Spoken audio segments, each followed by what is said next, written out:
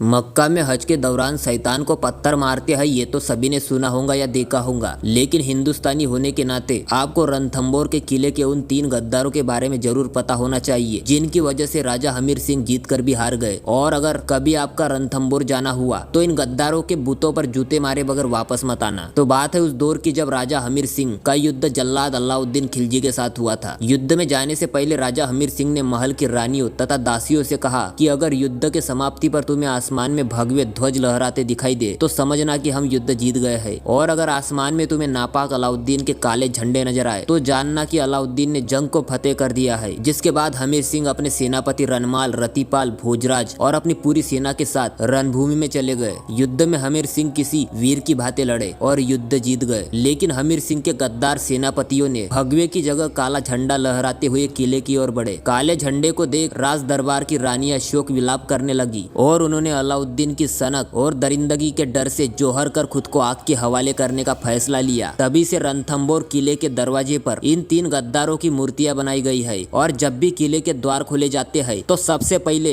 इन 3 गद्दारों की जूते और चप्पलों से मरम्मत की जाती है। इन्हें गालियां दी जाती है, इनके मुंह पर थूका जाता है, कई लोग तो मूतने का भी दावा करते हैं, ताकि देश के इन गद्दारों की गद्दारी आने वाली पीढ़ी को भी पता चल सके। खैर, मिलते हैं अगले वीडियो में। जानकारी अच्छी लगी हो तो लाइक करें, नए हो अभी चैनल को सब्सक्राइब करें।